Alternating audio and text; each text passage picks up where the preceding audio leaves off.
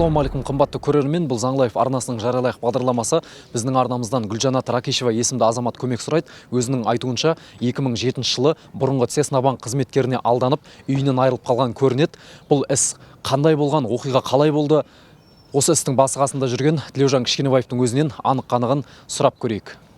Біз Алматы қаласының Алатау ауданының сотына келіп қалдық. Менің сенім білдірушім Ракишева деген азаматшаны қорғау мақсатында қазір осы Алатау ауданының сотына біз талап арыз түсірген болатынбыз. Яғни айта кететін болсақ, 2007 жылы Ракишева деген азаматша Цеснабанктен кредит алған, 30 миллион теңге кредит алған, үйін тігіп. Ол кезде үйін банкі 25 миллионға бағалап, бірақ оған 30 миллион кредит берген. Одан кейін ол сол кредитті несиесін төлей алмай қалған екен. Төлей алмағаннан кейін 2011 жылы, яғни арада 4 жыл өткеннен кейін, банктың қызметкері, яғни кредит рәсімдеген менеджер бұған жаңағы сенімхат беруді, яғни өзіміз осы үйді сатамыз, сіздің банк алдында берешектің барлығын толығымен жауып тастаймыз деп, сөйтіп алдап, одан сенімхат жасатып алған. Одан кейіннен белгілі болғандай, ол сол үйді сатқан екен банктың менеджері, бірақ үйдің бағасы 8 миллионға бағалап сатқан екен. Ал өздері банкі біліп отыр, оны үйді 30 миллион теңге кредит беріп отқан, 25 миллионға бағалаған біліп отыр, 30 миллион кредит бергенін біліп отырып, бірақ 8 миллион теңгеге олар сатып жіберген. Сөйтіп қайтадан бұған жаңағы 30 миллионның үсті процентімен ол процентінің ретіне ғана қалдырады да, қайтадан 27 миллион теңге, яғни кредит қарыз деген соттың шешім шығартып алған. Бірақ олардың уәдесі бойынша олар сол үйді сатқан кезде толығымен үйдің қарызы жабылады деп уәде берген болатын. Өйткені арада 4 жыл өткеннен үйдің бағасы да өсіп кетті, қымбаттап кетті деген сияқты. Содан кейін сол ақшаға шапса жарайды деп ол келісім берген екен. Бірақ кейіннен олардың өтірік-құйтырық әрекеттері бәрі анықталды. Біз енді 8 миллионға өйтіп арзан баға үй сатқан үшін біз сотқа бердік. Сотқа сатып алу шартының күшін жою туралы бердік. Енді қазір сот бүгін істі қарайды, қандай шешім шығарады, міндетті түрде сіздермен бөлісіп ақпарат сіздерге тарататын боламыз. Талап қоюшы Ракишева Гүлжанат Назарбековна, жауапкерлер Ислямов Нұрлан Қайырлыевич, Шағаева Жексенбекова қойған жылжымайтын мүлікті сатып алу сату шартын және сенімхатты жарамсыз деп тану туралы талап қою бойынша азаматтық іс ары қарай жалғасуда. Сот залында бұрын-соңды қатысып жатқан талап қоюшының өкілі және де үшінші тұлға Жусанбаев оқиғасы. Солай ма? Бейнебайланыс арқылы жауапкер Ислямов және де үшінші тұлғалар нотариустар Жұмагелдин Аманғали Исатаев және де Джаминкеева Жанат Уразғалиевна. Дұрыс па? Есіліп тұр ма? Заң талабына сәйкес сот отырысы жалпы ашық. Сондықтан да бұқаралық ақпараттардың қатысып жатқанына ешқандай заңға қайшы емес. Екінші өтінішімізбен бізге куә ретінде қазір Айгерім деген азаматша келіп отыр. Бұл енді жаңа үйдің иесі талап қоюшымен бірге тұрған, сол үйді банктың менеджерін тартып алған кезде басында болған, қасында болған, сол өзінің жаңағы мәлімдемесін айтып келіп отыр сол.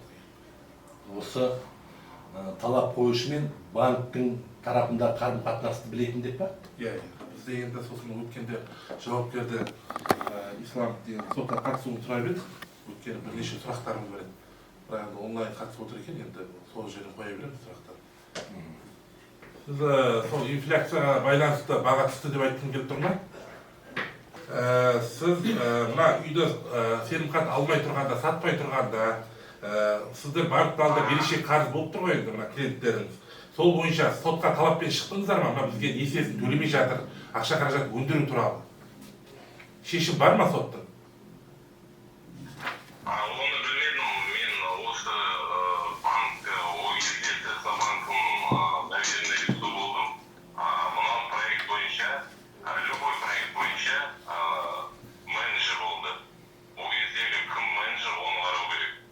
Яғни сіздің ешқандай да қолыңызда соттың шешімі жоқ, өзіңіз берген жоқсыз, бірақ сенімхат алып сатуға сондай рұқсат алып алдыңыз. Дұрыс па? Рұқсатты мен алған жоқпын. Енді сенімхат алып тұрсың ғой сатуға енді. Төлемей жатқан үйін бар, үйінен олар қуып шығып деген сияқты. Содан кейін сенімхат алып сатуға деген сияқты. Сондай сізге рұқсат берді ме банктың тарапынан? полномочий дейді сондай. Сіздің бағалау жұмыстарын жүргізіңдер 25 миллионға. Неге 30 миллион кредит рәсімделген, соны білгім келіп отыр. Тоннан асыр жіберіпсіңдер, 100%-дан асып кеткен. Мен уже білмеймін, түсінбедім да, білмеймін де, қалай 25 миллион, 30 миллион деп жатсыз. Қалай сіз білмейсіз, кредитті сіз рәсімдеп отырсыз ғой. Сол жерде менеджер қызмет көрсетесіз. Нұрлан келсе біз қорқамыз, короче. Я не деп келді ол сіздер? Үйді босатыңдар, үйді сатылуға қоямыз, кредитті төлей алмай жатсыңдар деп келетін. Сөйтіп жүрді, бір 3-4 айдай төлей алмадық, бірақ шықпаймыз деп айтты, жеңіп баратын жеріміз жоқ. Содан кейін бір күні келсек, есік құлыпта отыр, опечатанный жазылып тұр, қағазбен клейленген. Содан Нұрланға звондадық, потому что біз басқа ешкімді білмейміз. Нұрланнан басқа ешкім келмейді. Ол кісі звондады, бір адресті айтты, сол жерге бардық, сол жерде жаңағы нотариальная доверенность, жаңағы айтып жатқан, соның бәрін жазып берді на месте, жазыртып алды. Ол кезде уже состояние андай болып тұрды, үйден айырып қоямыз деген сияқты. Содан ары қаратай будем разбираться деді. Сөйтіп кілтті берді, біз бір күнде соны босатуды өтінді. Вообще басында временно деп айтты. Временно босатуларыңызды өтінеміз. Так как біз ол жақта тұратын болсақ, дальше процент жүреді. Солай түсіндім. Үйдің қарызды қалай айтты сіздер? Қанша қарызсын деді, қалай есептесеміз деді, ол туралы. Үй аукционға қойылады, толықтай сатылады, сол сумманы жабамыз деді. Несиені толығымен жабамыз деді? Несиені толығымен жабамыз деді сол үйге. Соған жеткілікті деді ма? Соған жеткілікті қылып сатып, сол үйді полностью атыңыздан жабамыз деді. Сізде кредит болмайды деді. Алынған сумманы. Одан кейін сіздер сенімхат бердіңіздер, иә? Иә. Одан кейін үйді босатып бердіңіз, иә? Иә, сол бір күнде ғой, сол бір күнде опечатанный жазып кетті, сол күні бардық, сол күні доверенность не істеді, сол күні қама шақырып үйді жинап ауылына кетті. Мына осы қағаз келген кезде ғой, иә? Иә, осы бұл қағаз содан кейін келеді, потому что мен барып, банкке барып, білем бұл жағдайды. Письменном түрде емес, просто сөзбен білем. Содан кейін Нұрланға бардым. Нұрланға бардым, Нұрлытауда істеп екен қазір.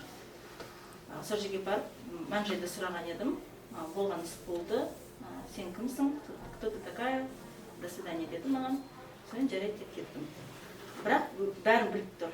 То, что Рахишева екен, Түркистанская бұрынғы адресін бәрін біліп тұр. Айтты маған. Сіздер сұрадыңыздар ма, мынау ақша толығымен үй жабылады деп еді. Егер мына соттан қағаз келіп тұр. Жабылмаған ғой. Маған бірнеше документ жинап алып келіңіз, жеңгеңіз инвалид деді, оны әлі ұмытпаған, что астма инвалидность бар ол кісіде.